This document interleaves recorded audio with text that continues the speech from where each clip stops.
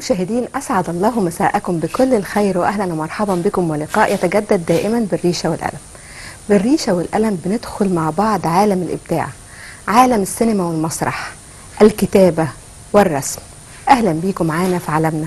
وطبعا زي ما اتعودتوا معانا بنبتدي دايما فقراتنا بأهم الأخبار الثقافية والفنية، والنهاردة هنبتدي معاكم بالأخبار الفنية، وهنبتديها بتهنئتكم بعيد الحب يوم 14 فبراير إن شاء الله.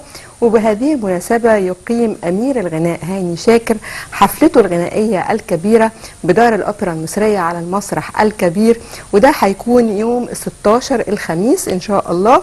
وهيقدم من خلال الحفل مجموعة كبيرة من أجمل أغنياته زي محتاج لك يا عمري، ولما راح الصبر منه، مش بعتب عليك، وانت السبب، وغيرها من الأغنيات اللي كلنا بنحبها لأمير الغناء العربي هاني شاكر. ننتقل للخبر الثاني معانا، وهو عن طبعا الفنان الكبير خالد الصاوي. وخالد الصاوي بيعيش انتعاشة فنية رائعة هذه الأيام، وإن شاء الله هنشوف له في رمضان مسلسلين، ده غير طبعا 4 مسلسلات في رمضان، ده غير فيلمين. هيكون الفيلمين متنوعين بين الأكشن والكوميدي، واحنا طبعا بنتمنى له كل التوفيق والنجاح. أما مسرحية ولا في الأحلام للمخرج هاني عفيفي اللي بتقدم على مسرح قصر النيل بواسطة القاهرة، وهي من تأليف وألحان إبراهيم موريس، بدأت بالفعل من يوم الخميس، وفعلا الناس مستمتعة بها جدا. والبطولة في هذه المسرحية لكل من منى هلال ومحمد عبده وزهرة رامي وهاني عبد الناصر. وإن شاء الله هنشوف هذا العرض وهو بينطلق أيام الخميس والجمعة والسبت والأحد من كل أسبوع، ويستمر حتى 19 مارس المقبل. ننتقل التالي، وهو إصدار الشركة المنظمة لحفل النجم عمرو دياب بيان عبر حسابها على الانستجرام، حيث أعلنت تأجيل حفل عمرو دياب في 14 فبراير نظرا للكارثة الإنسانية التي ألمت بالشعبين الشقيقين سوريا وتركيا. كما تتقدم هذه الأسرة ب يعني حر التعازي لأهالي الضحايا، وتتمنى للجرحى الشفاء العاجل، واحنا طبعا بنتمنى الشفاء العاجل لكل الجرحى، ونتقدم لكل الأهالي بكل التعازي. ننتقل للأخبار الثقافية، حيث حققت قطاعات وزارة الثقافة مبيعات غير مسبوقة لإصداراتها التي شاركت بها في معرض القاهرة الدولي للكتاب في نسخته 54، حيث قارب إجمالي مبيعات قطاعات الوزارة المختلفة حوالي 180 ألف نسخة، وده طبعا من خلال الأجنحة المختلفة. الخبر التالي وهو خبر ثقافي أيضا، حيث ينظم المجلس الأعلى للثقافة لجنة التنمية الثقافية العلمية والتفكير الابتكاري بالتعاون مع لجنة حماية الملكية الفكرية، وده هيكون يوم الاثنين 13 فبراير في تمام الساعة 3 مساء. يستضيف أتيليه العرب للثقافة والفنون برئاسة الناقد التشكيلي هشام أنديل في 6 من مساء الأحد المقبل 12 فبراير بجاليري ضي المهندسين ندوة لمناقشة كتاب المدينة الأصولية الصادر حديثا عن دار المرايا للنشر. وتأتي الندوة ضمن فعاليات منتدى عفيفي مطر للثقافة، ويدير الصحفي والشاعر محمد حبي. آخر أخبارنا الثقافية، حيث تقيم الهيئة العامة لدار الكتب والوثائق برئاسة الدكتور أسامة طلعت ندوة بعنوان الإنشاد الهيروغليفي في مصر القديمة. يتحدث في الندوة الدكتور خيري الملط، الأستاذ بكلية التربية الموسيقية بجامعة حلوان ومؤسس مشروع إحياء الموسيقى الفرعونية. ده كان آخر أخبارنا من خلال الريشة والقلم. فاصل وبعدين ننتقل إلى اللقاء الحواري من خلال البرنامج.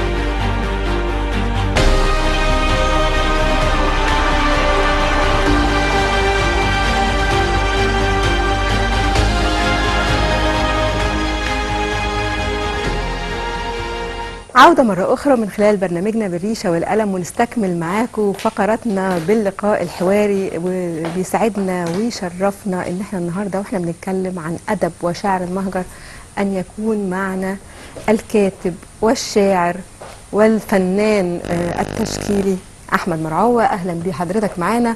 احنا طبعا سعداء جدا بسيادتك معانا النهارده. الله يحفظك. ولسه كنت بقول هنتكلم عن الأدب والشعر، يعني أدب وشعر المهجر. نعم. ويمكن سفر سيادتك لفترات طويلة وإحساسك بالغربة وحياتك هناك في النمسا، نعم. جعلت من أعمالك ما ينسب إلى شعر وأدب المهجر. نعم. وطبعا لما نتكلم عن أدب وشعر المهجر مش هننسى أبدا إيليا أبو ماضي، وهو يعني من أهم من ذكروا من نعم. شعراء وأدباء المهجر، وهناك الكثير وطبعا كان أغلبهم من الشوام. ففي البداية خلينا نتكلم عن شعر وأدب المهجر ولما سمي بهذا الاسم، وأشهر الكتاب والشعراء في هذا المجال. نعم. بسم الله الرحمن الرحيم.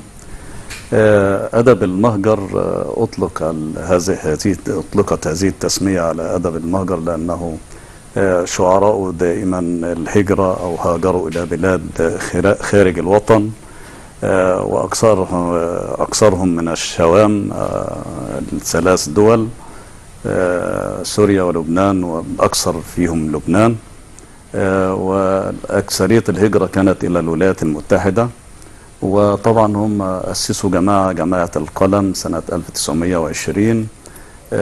كان على رأسهم إيليا أبو ماضي وإلياس فرحات وفصيل كبير من الشوام، وأطلقوا على أنفسهم هذه التسمية لكي يتعرفوا أو يعرفوا بها، بجانب أن هناك كمان أيضا شعراء المنفى. هو كان في مرحلتين. نعم. لشعر المهجر، أو ما يطلق عليه مرحلتين يعني. نعم، في مراحل كمان متعددة طبعا تولدت، وخاصة في العصر الحديث. وهو أساسا شعر المهجر، أو أطلق على هذا الاسم على شعر المهجر لأنهم دائما كانوا يشعرون بالقيود الشعرية أو اللغوية في الأساس الأول. فحتى كان ناقدنا وأديبنا العقاد الكبير رحمة الله عليه كانوا يطلقون على أنفسهم هذه التسمية ليتحرروا من قيود اللغة، لدرجة أنه سجل له حلقة وقال فيها مما يتحررون. أوكي. فإذا كان الفرد خايف من اللغة فلماذا يكتب أشعار أيضا أو شعر؟ لدرجة أنهم طبعا الشعر الحديث تحرر من الوزن وانتقلنا إلى ومن القافية ومن غيرها، وأصبح وتحرروا أيضا من اللغة ومن الكلمات نفسها، بحجة أن الفكرة وأنها في فكرة تصل وخلاف ذلك، وكلها معظمها كانت هراء، لأنهم يدركوا أنهم يفقدوا الأشياء أو الكلمة معناها، إلى أن وصل إلى قصيدة النثر أو ما تسمى بالنثر. وأصبح الآن أيضا بالنسبة لي وما شاهدته في الغربة في النمسا تحديدا، وما يأتي إلينا من ألمانيا من الناس وفي لقاءات، لا يطلق عليه أي تسمية غير كلام زي خواطر، أقرب إلى الخواطر منه إلى الشعر أو حتى الأدب. الخواطر كتيرة عليه، حتى الخواطر كتيرة عليه، أنه كلام أصبح للأسف رموز جسدية، رموز إيحائية، يسمونها عاطفية، ولكن هي أنا في نظري هي أقرب إلى الجنسية، إذا كانت جنسية فكرية ولا جنسية جسدية. وأصبح الجسد هو شغلهم الشاغل في التفنن والسجود إليه. الكاتب والأديب والرسام أحمد مرعوة، وإحنا بنتكلم النهاردة عن أدب المهجر وبنتكلم عن سفر سيادتك للنمسا وكتابتك بقى من النمسا، كتابتك هناك الأشعار واهتمامك بكتابة الأدب أيضا، ويعني كتبت العديد من المقالات من النمسا، لكن راعيت دايما ان انت تتمسك باللغة، حتى كانت ندواتك في النمسا عن اللغة العربية الفصحى. اهتمامك باللغة وحبك للغة العربية الفصحى من أين بدأ؟ وكيف يعني نخلي أو نجعل أبنائنا وشبابنا يعود ويهتم ويحبب في اللغة العربية؟ هي هو الأدب عموما أو الفكر يحتاج إلى لغة. أكيد. لأن اللغة هي الأداة التي تنقل هذه الأحداث أو الحدث بصورة بلاغية سليمة معبرة. بلاغية أي معنى أن تصل إلى أن يصل الإنسان إلى المعنى من أقرب وأيسر الطرق. فبعيدا عن الفصاحة هناك البلاغة. البلاغة أن تؤدي كلمات لها معنى. يعني الدين المعاملة أجملت وشملت الدين كله في كلمتين. فاللغة إذا ما كانت اللغة هي اللي هتنقل الأدب، فلماذا سمي أدبا أصلا؟ فاللغة لابد أن على كل من يهوى الكتابة أن يجيد اللغة أو نسبة كبيرة من اللغة. ممكن للإنسان يخطئ في كلمة أو من سرعة الكتابة أو انشغال الفكر بأشياء أخرى، لكن اللغة هي المهمة. وهناك كثير من الناس يظن أن اللغة هي أن يكتب كلمات خالية من الأخطاء الإملائية، لكن هناك أيضا أخطاء كثيرة مثل علامات الترقيم والفواصل بين الكلمات، لأن الفصل بين الجملتين يفقد المعنى. أكيد. يعني ممكن يدخل السجن ويخرج الإنسان لأنه خارج السجن. كما في هناك لغات جمل ظريفة جدا أعددتها ووضعتها أن الفصلة تخرج وتدخل بالظبط. كمان خلاف العلامات الترقيم هناك أخطاء نحوية. أكيد. الأخطاء النحوية شنيعة حينما يخطئها الإنسان. أكيد. تفقد الكلام ورونق الكلمة. ما معنى النحو وما معنى قواعد اللغة العربية؟ كثير من الناس يظن أنها نهاية الكلمة مشكلة مضمومة، ولكن هي أصلا في البداية كما ذكرها الأستاذ الركحي في كتابه إن هي بناء الجملة. بناء الجملة. طيب نرجع بعد الأخطاء النحوية هناك أخطاء لا يدركها كثير من الناس من الذين يكتبون في هذه الأيام. طبعا بعيدا عن كل أساتذتنا المتخصصين ونتتلمذ على أيديهم، هناك أناس لا يظنون أن هناك أخطاء لغوية. الأخطاء اللغوية تتمثل في مثلا أنا تخرجت في الجامعة، وليس كما يقولون تخرجت من الجامعة. أنا الهوية الإسلامية أو الهوية الثقافية، كثير من الناس يقول هوية. هوية هي درجناها إلى الهاوية، فأمه هاوية. في هناك الجلسة، جلسة أدبية. هناك جلسة طبية في عيادة طبيب. هناك كلمات كثيرة عندما يدركها الإنسان ويوظفها في الكتابة الأدبية بتدي الصنعة، زي صنعة الشيء بتصنعها جيدا، فبتبين البريق بتاع المعدن واللمعان عندما تدق عليها تطرب وتغني وتجدو. طب يعني رغم حياتك في النمسا لفترة طويلة، كم سنة يا دكتور؟ والله أنا سافرت إلى النمسا تحديدا يوم 17/3/90. يعني احنا داخلين على كام سنة دلوقتي؟ 33 سنة. 33 سنة ما شاء الله. 33 سنة. رغم حياتك في النمسا 33 سنة، نعم. وطبعا أتقنت من خلالها اللغة الألمانية. أنا للأسف يعني ما أتقنتش اللغة الألمانية كما كنت أود. إتقان اللغة نتكلم ونقضي حاجاتنا وأغراضنا، ولكن كالجمع، وهي تعادل ما سألت حضرتك الآن إتقان اللغة العربية. أنا كنت أريد أن أتقن اللغة الألمانية كي بنفس- أترجم أشعاري. وبدليل أنا في أول ما عملت كورسات في النمسا هناك في الهاوس ديربي جيجنونج، المدارس الفولكس هوخشوله، المدارس العليا الشعبية، وعملت كورسين في الجامعة، جامعة فيينا، وكنت أحاكي وأحفظ الدروس على أساس إن أنا أتكلم لغة ألمانية فصحى. إلا أن الظروف والأقدار حالت دون ذلك. ومن هذه الأشياء اللي كنت أحفظها وأترنم بها كالشعر درس بيقول: Die Sonne steht schon am Himmel, unser George aber schläft noch. Die Mutter kommt zum Bett und sagt: Schlafhaube, Schlafhaube.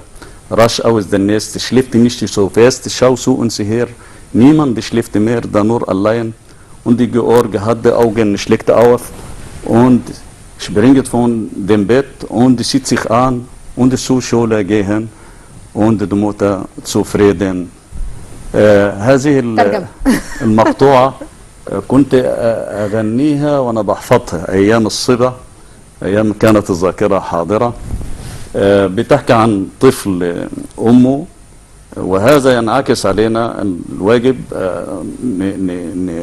نوصله للأمة العربية، أن الأم تنظر إلى طفلها الصغير اللي بيتأخر على مروح المدرسة الصبح وبتقول له: دي سونا شتيت شون أم هيمل، الشمس طلعت في السماء. und unser George beschläft noch وجورج ابننا نايم لسه.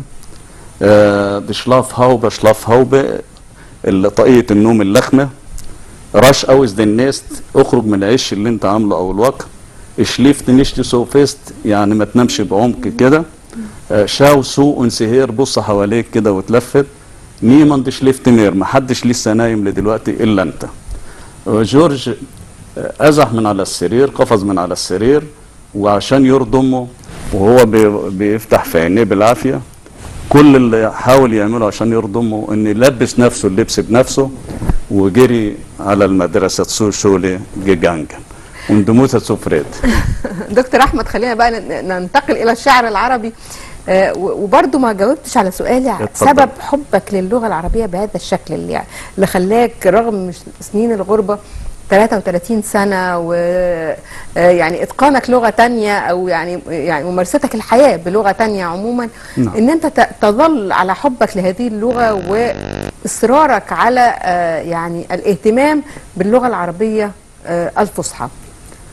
أولا أنا بالنسبة للغة العربية، رغم أن أنا ما تخصصتش فيها في بداية حياتي ولا تخرجت من الأزهر الشريف ولا كلية لغة عربية في بداية حياتي، إلا أنا كنت حريص على حب للغة العربية من سماعي وقراءة القرآن الكريم وبعض الأشعار وبعض القصائد. مين ساعدك على حب اللغة يعني، أو إيه اللي خلاك تنجذب إلى اللغة العربية بهذا الشكل؟ أنا كنت في المرحلة الثانوية كان المدرس يقول لي: اقرأ 3 حصص اقرأ. فكنت أندهش، يعني مش معنى أنا اللي أقرأ، فأنا كنت بقرأ اللغة العربية أحسن من الآن يعني. فكنت أقرأ اللغة العربية ويقول لي استنى ويشرح. في الفترة دي ما كنتش أحب النحو إطلاقا. بالظبط. لكن أنا تعودت من قراءة الأشعار والنغم والرنين، هذا يطربني. الكلام الجميل بيطربني، فحبيت اللغة لدرجة أنه يعني حبيت أهرج شوية، فقمت قايل إيه، كنت بقلد الأصوات بتاع الإذاعة والنشرة والكلام، فقلت له: هنا لندن، القسم العربي بهيئة الإذاعة البريطانية، هنا لندن. سادتي نطلع على حضراتكم أحداث 24 ساعة الماضية. أنت فين يا أخويا؟ دي الشكل يروح لندن. فرديت عليه تاني بالحوار، هو في الأدب والشعر، قلت له: هطول أمطار غزيرة على جنوب كندا. فكانت اللغة أنا بحبها، وفي البداية فعلا يعني أنا ظنيت أن أقرأ شعر أو بحب الترنيم، ولم أكن أدرك أنني في يوم من الأيام سأكتب أو أكتب شعر، أنظم شعر أو خواطر. فجاءت معايا بحب اللغة وحب الدين. كانت البداية في حب الشعر. فنستمتع كده بقليل من قصائد أستاذ الدكتور أحمد مراد. والله أنا أقول لحضرتك خاطرة من أحب الخواطر إلى نفسي.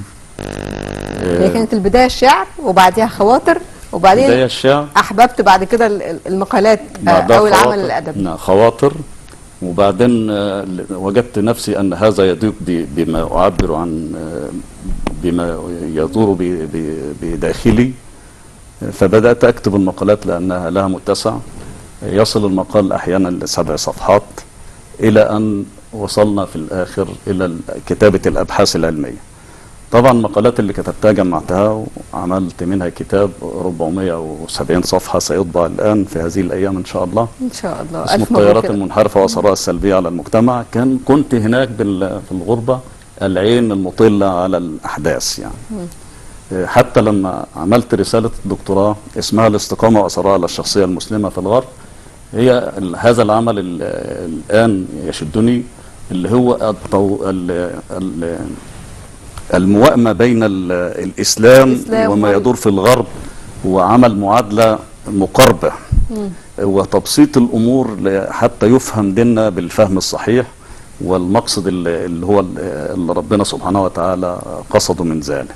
طيب كانت أهم نقاط الرسالة إيه؟ يعني مش ممكن نعدي على رسالة زي دي من غير ما نوصل لأهم نتائج هذه الرسالة اللي سيادتك خرجت بيها منها.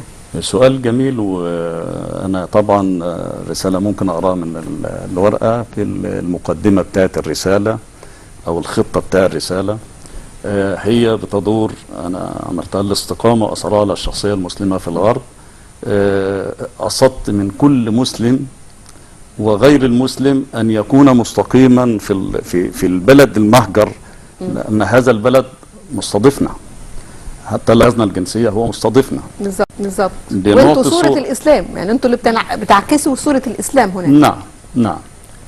فبسطت الرسالة، كتبتها في بابين، البابين مكونين كل باب من فصلين، كل فصل مكون من مبحثين. وبدأت الرسالة العلمية هي في القصد ما لك وما عليك. بالظبط. هتجامل في جزء، ما تش رسالة علمية، بقت مناظرة. فكتبت مساوئ الفرد المسلم، وحتى لا يفهم خطأ حينما ينفك عن الاستقامة. والنفس في خيرها من غير عافية، والنفس في شرها في مرتع وهن. انت تخليت عن الدين، واللي بيصنف على انه قيود، لا، هو الدين القوانين التشريعية اللي ربنا وضعها حتى تحفظ حق الآخرين قبل حقك. فكتبت فيه الثبات على الاستقامة. طبعا فيه موضوع هام جدا منذ 6 سنوات يشغل أوروبا بالكامل، اللي هو الاندماج. والاندماج طبعا هو فشل. طبعا لا زال هناك الإسلاموفوبيا. أنا يعني أعتقد أنها حالة دون الاندماج، والأحداث اللي احنا بنشوفها وكثير من الصراعات في جميع الدول. لكن خليني أخرج بأهم التوصيات من هذه الرسالة. يعني كان ليها توصيات في النهاية، أهم هذه التوصيات كانت إيه؟ وصيت في الرسالة، طبعا الوقت لا يتسع لسردها بالظبط. وصيت في الرسالة أن يوائم الإنسان بين بلده الأم وبلد التي استقبلته أو الذي استقبله، أن يحافظ على البلد كما هو يحافظ علينا، أن يحترم دستور وشرائع الناس طالما لا تخل بالتعاملات أو تؤثر على ديني. لأن هناك ما هو في الإسلام حلال محرم هناك، وما هو حرام هناك محلل عندنا، كقضية الزواج من 4 أو مصاحبة. الاندماج أنا سلطت الضوء الرئيسي عليه، اللي هو ما يكونش إن هو الانسلاخ، أن ينسلخ الإنسان من هويته ويتيج. بالعكس، أنت ممكن بكل ما لديك من قيم وأخلاقيات تندمج هناك بشكل جميل جدا، وبيكون بالعكس بتبقى صورة رائعة لدينك ولوطنك. نعم. نرجع تاني لأشعارك ونستمتع ببعض انا طبعا بحاول اسرع لان انا عايزه اتكلم في حاجات كتيره جدا، لأن فعايزه استمتع ببعض. هنقول اشعار ولا نقول خاطرة مثلا؟ خواطر. نعم. نسمع خاطره من سيدر.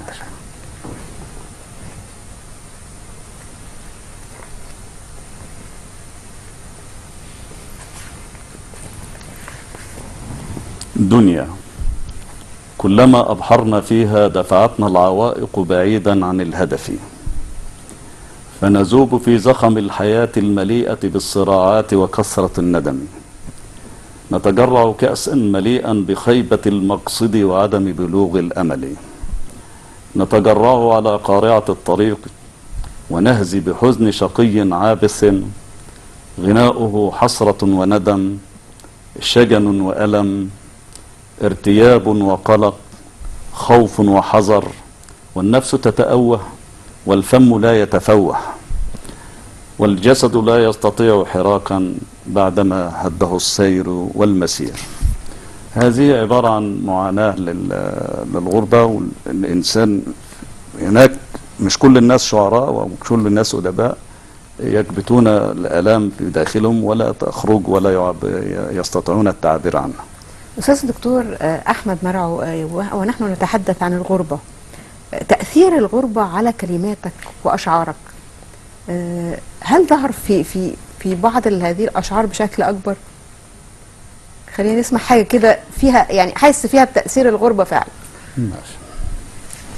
بالنسبة لمصر في وجدان كل مغترب يحب وطنه، هنا الحنين بقى للوطن، الحنين إلى الوطن. فكتبت قصيدة، كل هذه القصائد والخواطر في هذا الكتاب منشورة في الصحف وموثقة في الديوان.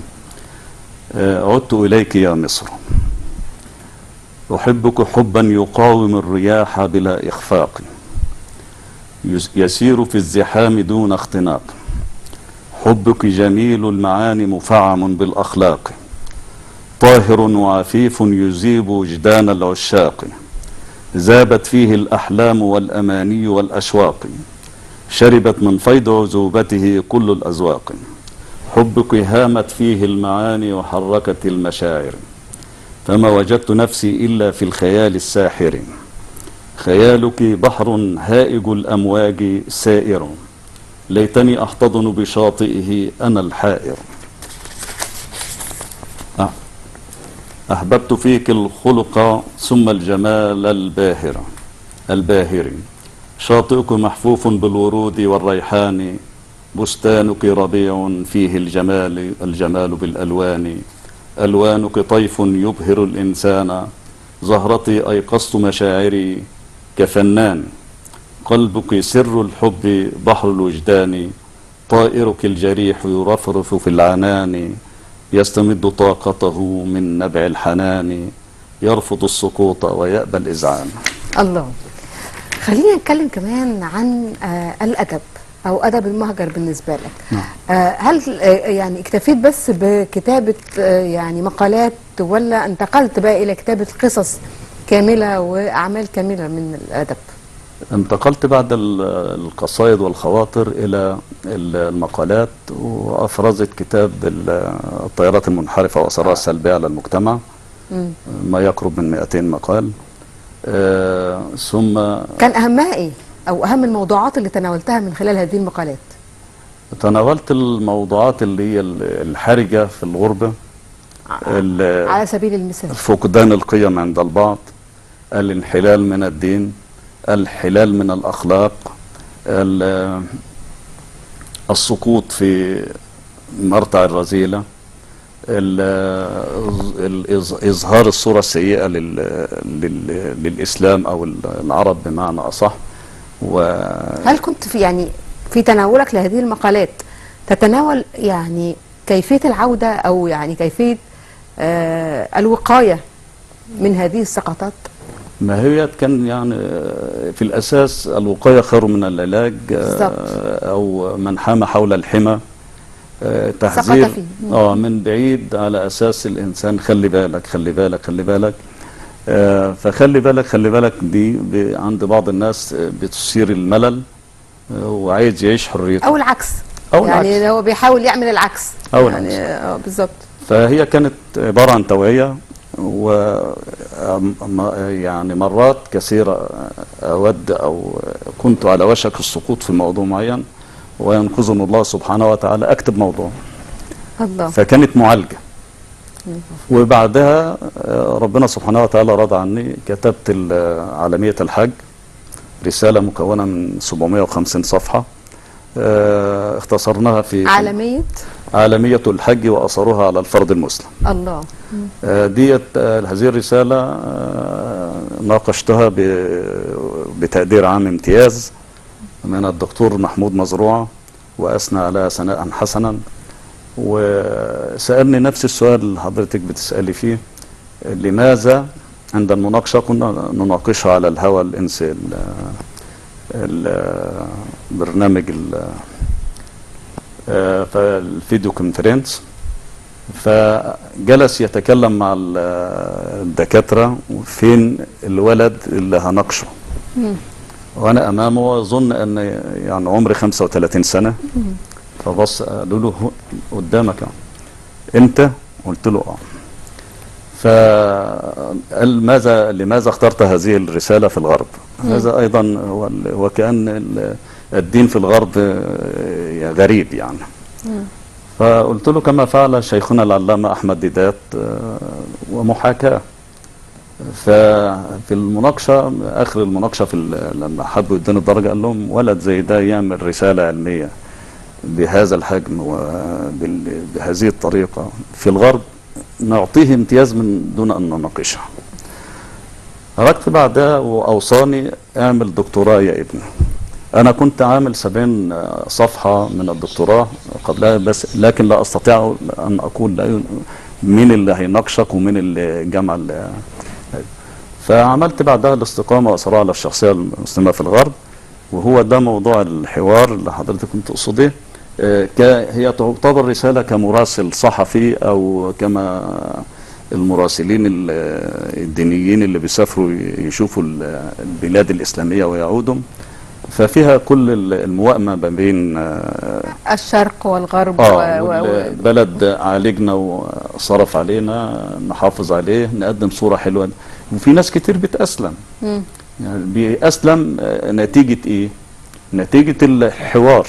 بالظبط. أنا واحدة في الشغل قالت لي أنا أريد أن أسلم وتذهب بي إلى المركز الإسلامي. قلت لها هذا العنوان وهذا الرقم وأنا سأكلمهم، أما أن أمشي أذهب معك أنت لا يمكن. عندما أمشي معك وأذهب إلى المسجد، كثير من الناس لا يعرف أننا نذهب إلى المسجد لتشهري إسلامك، تنعكس علي أنا سلبا. فهو الموائمة ما بين الحياة في الغرب تحتاج إلى حكمة، وتحتاج إلى ثقافة إسلامية، تحتاج إلى ثقافة فكرية، تحتاج نقرأ الأمة لا بد أن تقرأ، لأن القراءة هي معرفة الإنسان لما يدور حوله. ده يمكن هيخليني أرجع تاني لأدب المهجر. هل كل من كتب في المهجر كتب بهذا الفكر، بهذه النوعية من الكتابات، أم كانت هناك كتابات مختلفة وكان هناك كتابات تعكس حياتهم هم في المهجر أو تحول حياتهم؟ لا شك أن هناك ناس يكتبون الكلمات الجميلة أو الموضوعات الهادفة بمعنى أصح. أما المنتشر على الساحة للأسف في هذه الأيام هو الهراء في هراء، وهمزات ولمزات، والمقصود يعني عندما تقدمه أنثى هذا يكون شعر جميل وهذا يكون راقي، حتى لو لا يدرج إلى الشعر أو الخواطر. عندما يقدمه رجل أو يتكلم في الدين فيؤخذ على أنه إسلاموفوبيا أو أن هذا الإنسان معقد عند رجعية وتخلف، وكأن المسلمات أو الفطرة رجعية وتخلف عند البعض. طبعا هو ده يعني دي نماذج فقط، أو يعني بعض التفكير، يعني بعض التفكير.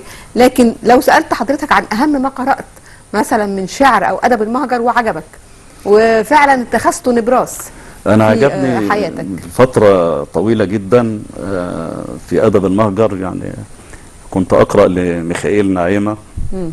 في كتاب الغربال الذي كتب عنه العقاد مقدمته المعروفة، في كلام، وهو رجل مسيحي، شعره في أدب صوفي، أدب ديني قيم، وليس بالضرورة يكون أدب ديني، أدب دين إسلامي. بالظبط، وهناك الكثير ومنهم في مصر الكثير الآن. لكن خليني أسمع منه أجزاء كده أنت يعني استمتعت بيها ولا زلت تذكرها إلى الآن وتستطيع أو تتخذها نبراس ليك في حياتك. أنا للأسف يعني لم يعني يعد في الذاكرة من الشعر، لأن تفرغت للبحث الإسلامي، ولكن هناك قصائد كانت الكلمات الجميلة تبقى في عقلي، مثلا شعر محمد إقبال فيلسوف الإسلام،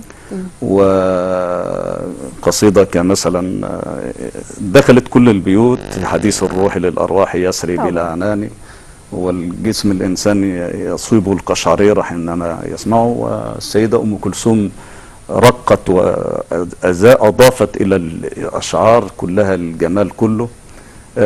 هناك قصائد حفرت نفسها وأحرفها في الذاكرة كالأطلال للدكتور إبراهيم ناجي طبعا، وكان دكتور طبيب، وما الذي جعله أن يكتب الشعر. والعجيب أن كل من لم يتخصص في اللغة العربية أو في الشعر هناك الكثير من خارج نطاق اللغة، الدكتور إبراهيم ناجي، وفي ناس كتير جدا، حتى الكتاب معظمهم من الحقوق، لأنه عزف على اللغة وقوة اللغة. فاللغة أفادت كتير جدا في ان الاشعار قويه. في قصيده مثلا كنت اترنم عليها الحديث رباعيات الخيام، كنت احفظ منها بعض الابيات اللي هي: سمعت صوتا هاتفا في السحر نادى من الغيب غفاة البشر، هب املأوا كأس المنى قبل أن يملأ كأس العمر كف القدر، لا تشغل البال بماضي الزمان ولا بآت العيش قبل الأوان، واغنم من الحاضر لذاته فليس في طبع الليالي الأمان، غد بظهر الغيب واليوم لي وكم يخيب الظن في المقبل، ولست بالغافل حتى أرى جمال دنياي ولا أكتلي، ما أضيع العمر الذي مر بي دون أن أهوى وأن أعشق، أولى بهذا القلب أن يخفق في ضرام الحب وأن يحرق. فحاجات زي القصائد الجميلة يعني الموزونة، رباعيات الخيام اللي كتبها الإيراني اللي درسناه فعلا، وله لنا الحق ولهم الحق أن يدرسوا ويدرسوا. كلمات تسمعيها من خارج الأمة العربية، شعر عذب يترجم وترجمه الكثير من الكلمات من مصر ومن شعراء مصر زي ما سيادتك ذكرت. لكن كلمة أخيرة بتقولها لشبابنا ويعني وخاصة الأدباء والشعراء منهم، كلمة سريعة. نعم، على الأخوة الأدباء أو المحبين للأدب والفكر أن يداوموا على القراءة ثم القراءة ثم القراءة، ويعزفوا على دراسة اللغة ولو القشور في اللغويات وفي النحو وفي البلاغة والمحسنات البديعية حتى يصلوا بأدبهم إلى المرتقى إن شاء الله. إن شاء الله. الكاتب والشاعر والرسام الحقيقة أحمد مرعو، أنا سعدت جدا بهذا اللقاء، وكان نفسي أتكلم في حاجات كتير جدا ولكن وقتنا فات بسرعة. نوعد أحبائنا المشاهدين إن سيادتك هتكون معانا مرات ومرات قادمة إن شاء الله. وإن شاء الله أنا عارفة حبك لمصر، وإن أنت دايما بتعود من النمسا إلى مصر في أوقات كثيرة لحبك وشغفك بمصر وأهل مصر. فأنا بقول لك أهلا بيك في بلدك مصر، ودايما سعداء بيك وبكتاباتك، وبنهنيك بالكتاب الذي سيصدر قريبا. وبقول لك ان انا يعني فعلا سعدت بهذه الحلقه، وان شاء الله يكون لنا مزيد من الحلقات قريبا. وبشكر كل احبائنا المشاهدين اللي تابعونا النهارده من خلال برنامجنا بالريشه والقلم. ان شاء الله نلتقي الاسبوع المقبل، وغدا معنا اسره جديده من خلال البرنامج. الى اللقاء.